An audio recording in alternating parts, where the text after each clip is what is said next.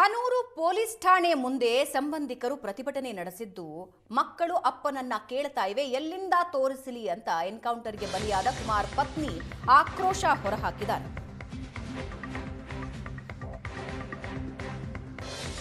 Firing ಆಯ್ತು ಅಂತ ಅರಣ್ಯಾಧಿಕಾರಿಗಳು ಹೇಳ್ತಾ ಇದ್ದಾರೆ. ಫೈರಿಂಗ್ ನಿಂದ ಗಾಯಗೊಂಡ ಅಧಿಕಾರಿಗಳನ್ನ ತೋರಿಸಿ ಬರೀ ಸುಳ್ಳು ಹೇಳ್ತಾ ಇದ್ದಾರೆ ಅಂತ ಮೃತ ಕುಮಾರ್ ಪತ್ನಿ ಆಕ್ರೋಶ ವ್ಯಕ್ತಪಡಿಸ್ತಾ ಇದ್ದಾರೆ.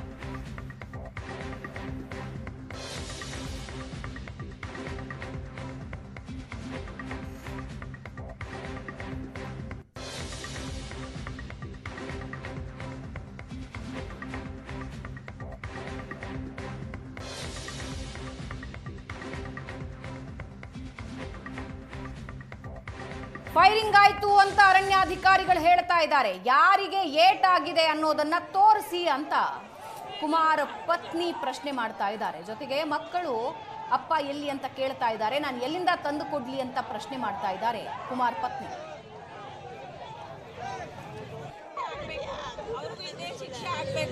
ನಿನ್ನೆ ಇವ್ರು ಶೂಟ್ ಮಾಡಿದ್ದಕ್ಕೆ ಅವ್ರು ಶೂಟ್ ಮಾಡಿದ್ರು ಆಪೋಸಿಟ್ ಆಗಿ ಅಂತ ಹೇಳಿದ್ರಲ್ಲ, ಇವ್ರು ಶೂಟ್ ಮಾಡಿದವ್ರಿಗೆ ಏನಾದ್ರು ಸ್ವಲ್ಪ ಒಂದಾದ್ರೂ ಆಧಾರ ಇರ್ಬೇಕು ತಾನೆ. ಅದ್ ನೆನ್ನೆನೆ ತೋರಿಸ್ಬೇಕು ತಾನೆ ನಮ್ಗೆ. ಯಾಕೆ ತೋರಿಸಿಲ್ಲ? ಅವ್ರು ತಕೊಂಬಂದು ತೋರಿಸ್ಬೇಕು ನಮ್ಗೆ. ಫಾರೆಸ್ಟ್ ಅವ್ರು ಇವರು ಶೂಟ್ ಮಾಡಿದ್ದಕ್ಕೆ ನಾವು ಶೂಟ್ ಮಾಡಿದಂತ ಜಗಳ ಆಗಿದೆ ಅಂತ ಹೇಳಿದ್ರಲ್ಲ, ಅವ್ರು ಶೂಟ್ ಒಂದಾದ್ರೂ ಏಟ್ ಇರ್ಬೇಕು ತಾನೆ, ತೋರಿಸ್ಬೇಕು ತಾನೆ ನಮ್ಗೆ. ಯಾಕೆ ಯಾರು ಬೇರೆಯವ್ರ ಹತ್ರ ಯಾಕೆ ಹೇಳಿಲ್ಲ? ನಮ್ಮ ಹತ್ರ ಯಾಕೆ ಹೇಳಿಲ್ಲ? ಯಾಕೆ ಹೋದ್ರು ತಕೊಂಡು ಹೋದ್ರು? ಹೇಳೋದೇ ಮಾಡದೆ. ನಮ್ಗೆ ನ್ಯಾಯ ಸಿಗ್ಬೇಕು, ಪರಿಹಾರ ಬೇಕು ನಮ್ಗೆ. ನಮ್ಮ ಮಕ್ಕಳು ಚಿಕ್ಕ ಮಕ್ಕಳಿದಾರಲ್ಲ, ಯಾರು ಸಾಕ್ತಾರೆ? ಅಪ್ಪ ಅಂತ ಕೇಳ್ತಾರ, ಅವ್ರು ಕರ್ಕೊಂಬಂದ್ ಬಿಡ್ತಾರ. ಯಾವನ ಈ ತರ ಮಾಡಿಲ್ಲ ಅವ್ನು ಕರ್ಕೊಂಬಂದ್ ಮುಂದ್ಗಡೆ ನಿಲ್ಸ್ಬೇಕು. ಅವ್ನು ತೋರಿಸ್ಬೇಕು, ಅವ್ನಿಗೆ ಹೇಳ್ಬೇಕು ಎಲ್ಲ. ಆ ತರ ಸಾಯ್ತಿದ್ರೆ ಸಾಯುವಾಗ ಏನ್ ಹೇಳಿರ್ತಾರೆ? ನಮ್ಮ ಮಕ್ಕಳು ನಡೆಸಿರ್ತಾರಲ್ಲ, ನಮ್ಮ ಮಕ್ಕಳು ಏನ್ ಮಾಡ್ತಾರೋ? ನಮ್ಮ ಮಕ್ಕಳನ್ನ ಜೀವನ ಅಂತ ಬಾಳ್ತಾ ಇದ್ರಲ್ಲ, ಏನ್ ಮಾಡ್ತಾರೆ ನಮ್ಮ ಮಕ್ಕಳು? ಅಪ್ಪ ಅಪ್ಪ ಅಂತ ಕೇಳ್ತಾರಲ್ಲ, ಯಾರ ಕರ್ಕೊಂಬಂದ್ ತೋರಿಸ್ತೀನಿ ನಾನು ಯಾವನ್ ಶೂಟ್ ಮಾಡಿದ್ರೆ ಅವ್ನ ಕರ್ಕೊಂಬರ್ಬೇಕಿಲ್ಲಿ. ಅವ್ರು ಯಾರ್ಯಾರಿಗೆ ಏಟ್ ಆಗಿದ್ಯೋ ಅವ್ರ ಬಳಿ ನಿಂತ್ಕೋಬೇಕು. ನಾನು ನೋಡ್ಬೇಕು ಯಾರು ಏಟ್ ಆಗಿದೆ, ಅದಕ್ಕೆ ಈ ತರ ಮಾಡಿದಾರೆ ಅಂತ ನಾನು ನೋಡ್ಬೇಕು. ನಿನ್ನೆ ಇವ್ರು ಶೂಟ್ ಮಾಡಿದ್ದಕ್ಕೆ ಅವ್ರು ಶೂಟ್ ಮಾಡಿದ್ರು ಆಪೋಸಿಟ್ ಆಗಿ ಅಂತ ಹೇಳಿದ್ರಲ್ಲ, ಇವ್ರು ಶೂಟ್ ಮಾಡಿದವ್ರಿಗೆ ಏನಾದ್ರು ಸ್ವಲ್ಪ ಒಂದಾದ್ರೂ ಆಧಾರ ಇರ್ಬೇಕು ತಾನೆ. ಅದ್ ನೆನ್ನೆನೆ ತೋರಿಸ್ಬೇಕು ತಾನೆ ನಮ್ಗೆ. ಯಾಕೆ ತೋರಿಸಿಲ್ಲ?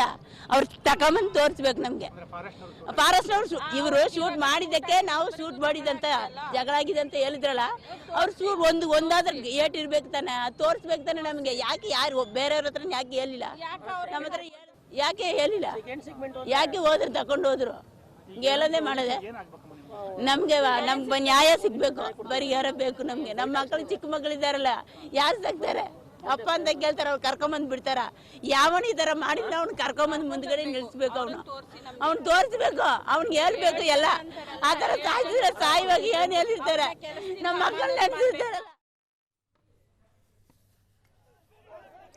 ಇವಾಗ ಇನ್ನಷ್ಟು ಡೀಟೇಲ್ಸ್ ಹಂಚ್ಕೊಳ್ಳೋದಕ್ಕೆ ಲೈವ್ ನಲ್ಲಿ ಜಾಯ್ನ್ ಆಗ್ತಾ ಇದ್ದಾರೆ ನಮ್ಮ ಪ್ರತಿನಿಧಿ ಮಧುಸೂದನ್. ಸಂಬಂಧಿಕರು ಮತ್ತು ಗ್ರಾಮಸ್ಥರ ಆಕ್ರೋಶನ ಒಂದು ಕಡೆ ನೋಡ್ತಾ ಇದ್ದೀವಿ, ಪ್ರತಿಭಟನೆ ನೋಡ್ತಾ ಇದ್ದೀವಿ.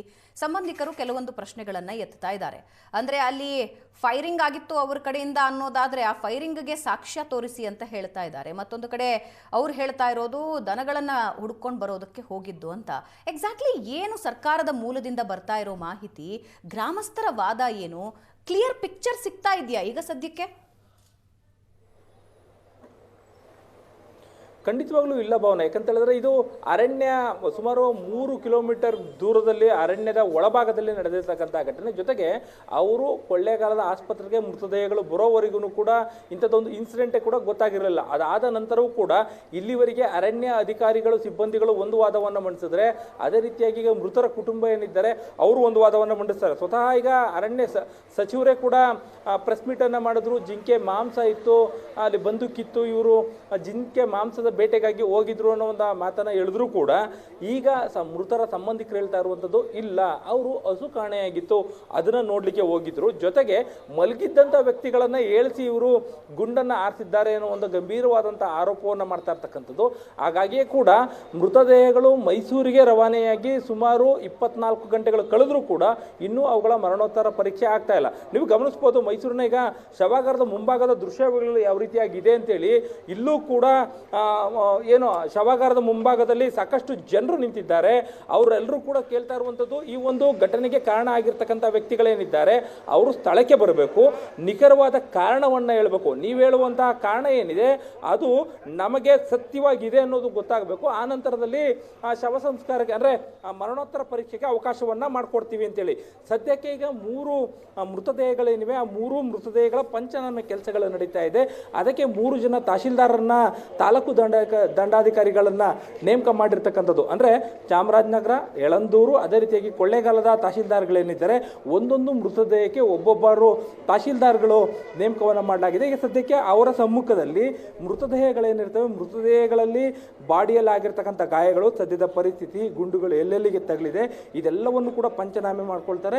ಪಂಚನಾಮೆ ಆದ ನಂತರದಲ್ಲಿ ಇಲ್ಲಿಂದ ಆಸ್ಪತ್ರೆಗೆ ಮತ್ತೆ ಮೃತದೇಹಗಳನ್ನು ಸಾಗಾಟ ಮಾಡ್ತಾರೆ. ಯಾಕಂತ ಹೇಳಿದ್ರೆ ಈಗ ಇಡೀ ಕೇಸ್ ಏನಿದೆ ಇಡೀ ಕೇಸು ಸಾಕಷ್ಟು ಸೂಕ್ಷ್ಮವಾಗಿರೋದ್ರಿಂದ ಆ ಒಂದು ಸ್ಕ್ಯಾನ್ ಅನ್ನು ಮಾಡ್ತಾರೆ. ಮೃತದೇಹಗಳನ್ನು ಬುಲೆಟ್ಗಳು ಎಲ್ಲೆಲ್ಲಿ ಹೋಗಿದ್ವು, ಯಾವ ಆ್ಯಂಗಲ್ನಲ್ಲಿದೆ ಇದೆಲ್ಲವೂ ಕೂಡ ಸ್ಕ್ಯಾನ್ ಆಗುತ್ತೆ. ಅದಾದ ನಂತರದಲ್ಲಿ ಮತ್ತೆ ಮೃತದೇಹಗಳನ್ನು ಶವಾಗಾರಕ್ಕೆ ತರ್ತಾರೆ. ಆದರೆ ಇಲ್ಲಿ ಒಂದು ತೊಡಕಿರ್ತಕ್ಕಂಥದ್ದು, ಈಗ 3 ಮೃತದೇಹಗಳೇನಿವೆ ಅದರಲ್ಲಿ 2 ಮೃತದೇಹಗಳ ಸಂಬಂಧಿಕರಷ್ಟೇ ಕೂಡ ಶವಾಗಾರದ ಬಳಿಗೆ ಬಂದಿದ್ದಾರೆ, ಮತ್ತೊಬ್ಬರು ಕೂಡ ಬಂದಿಲ್ಲ. ಹಾಗಾಗಿ 2 ಮೃತದೇಹಗಳ ಪಂಚನಾಮೆ ಕೆಲಸ ಆಗ್ತಾ ಇರ್ತಕ್ಕಂಥದ್ದು. ಈಗಾಗಲೇ 1 ಮೃತದೇಹದ ಪಂಚನಾಮೆ ಸಂಪೂರ್ಣ ಆಗಿದೆ, ಅದನ್ನು ಸ್ಕ್ಯಾನಿಂಗ್ ಆಗಿ ಕೊಟ್ಟು ಕಳಿಸ್ತಾ ಇದ್ದಾರೆ. ಈ ಸಂದರ್ಭದಲ್ಲೂ ಕೂಡ ಸಾಕಷ್ಟು ಗಲಾಟೆಗಳಾದವು. ಅವರ ಸಂಬಂಧಿಕರೆಲ್ಲ ಏನಿದ್ರು ಆ ಸಂಬಂಧಿಕರೆಲ್ಲ ಕೂಡ ಸ್ಥಳಕ್ಕೆ ಅಧಿಕಾರಿಗಳು ಬರೋ ರೀತಿ ಬರ್ದೇನೆ ನಾವು ಪಂಚನಾಮೆಗೆ ಅವಕಾಶವನ್ನು ಕೊಡೋದಿಲ್ಲ ಅಂತ ಕೂಡ, ಸ್ಕ್ಯಾನಿಂಗ್ಗೆ ಅವಕಾಶ ಕೊಡೋದಿಲ್ಲ ಅಂತೇಳಿ ಏನು ಪ್ರತಿಭಟನೆಯನ್ನು ಕೂಡ ಮಾಡ್ತಾ ಇದ್ರು. ಈ ಸಂದರ್ಭದಲ್ಲಿ ಅವರ ಮನವೊಲಿಸಿ ಸ್ಕ್ಯಾನಿಂಗ್ಗೆ ಈಗ ಮೃತದೇಹವನ್ನು ತೆಗೆದುಕೊಂಡು ಹೋಗಿರ್ತಕ್ಕಂಥದ್ದು. ಆದರೆ ಸಂಪೂರ್ಣವಾಗಿ ಎಲ್ಲವೂ ಕೂಡ ಆಗೋದಿಲ್ಲ, ಇನ್ನೂ ಒಂದು ಕೂಡ ಮೃತದೇಹ ಪಂಚನಾಮೆ ಆಗದೆ ಅದೇ ರೀತಿಯಾಗಿ ಉಳಿದಿರ್ತಕ್ಕಂಥದ್ದು. ಆದರೆ ಪಂಚನಾಮೆ ಆಗಿ ಸ್ಕ್ಯಾನಿಂಗ್ ಆಗಿ ಶವಾಗಾರಕ್ಕೆ ಬಂದ ನಂತರವೂ ಕೂಡ ಮರಣೋತ್ತರ ಪರೀಕ್ಷೆ ಆಗಬೇಕು ಅಂತ ಹೇಳಿದ್ರೆ ಅವರ ಸಂಬಂಧಿಕರು ಏನಿದ್ದಾರೆ ಅವರು ಸಹಿ ಹಾಕಬೇಕು. ಆದರೆ ಇಲ್ಲಿವರೆಗೂ ಕೂಡ ಅವರು ಸಹಿ ಆಗ್ತಾ ಇರ್ತಕ್ಕಂಥದ್ದು. ಅವರ ಪ್ರಶ್ನೆ ಇರ್ತಕ್ಕಂಥದ್ದು, ವಾದ ಇರ್ತಕ್ಕಂಥದ್ದು ಇಷ್ಟೇ. ಈಗ ಈ ಇಡೀ ಇನ್ಸಿಡೆಂಟ್ ಏನಾಗಿದೆ ಇದರಲ್ಲಿ ಅಧಿಕಾರಿಗಳು ಇಲ್ಲಿವರೆಗೂ ಹೊರಗಡೆ ಬಂದು ಯಾವುದೇ ರೀತಿಯಾದಂಥ ಹೇಳಿಕೆಯನ್ನು ಕೊಟ್ಟಿದ್ರ, ನಿಜಕ್ಕೂ ಕೂಡ ಅವರು ಗನ್ಗಳನ್ನು ಇಟ್ಕೊಂಡಿದ್ರು, ಅವರು ಶೂಟ್ ಮಾಡಿದ್ರು ಅಂತ ಹೇಳಿದ್ರೆ ಸ್ಥಳದಲ್ಲೇ ಅದರ ಕುರುಗಳೇನಾದ್ರು ಇತ್ತ, ಅದ್ರ ಬಗ್ಗೆ ಯಾಕೆ ಇನ್ನೂ ಹೇಳಿಲ್ಲ ಅನ್ನುವಂಥದ್ದು. ಜೊತೆಗೆ ಈ ಒಂದು ಸಾವೇನಾಗಿದೆ ಸಾವಿಗೆ ಸಂಬಂಧಪಟ್ಟಂತೆ ಸಂಬಂಧಪಟ್ಟವರಿಗೆ ಶಿಕ್ಷೆ ಆಗಬೇಕು, ಅದೇ ರೀತಿಯಾಗಿ ನಮಗೆ ಪರಿಹಾರ ಬೇಕು ಅನ್ನುವಂಥದ್ದು ಅವರ ಒತ್ತಾಯ ಆಗಿರ್ತಕ್ಕಂಥದ್ದು. ಹಾಗಾಗಿ 24 ಗಂಟೆ ಕಳೆದ್ರೂ ಕೂಡ ಯಾವುದೇ ರೀತಿಯಾದ ಮರಣೋತ್ತರ ಪರೀಕ್ಷೆ ಆಗಿದೆ.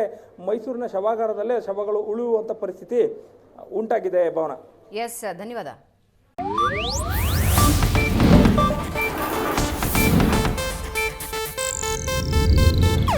ಇದು ಏಷ್ಯಾನೆಟ್ ನ್ಯೂಸ್ ನೆಟ್ವರ್ಕ್ ಪ್ರಸ್ತುತಿ.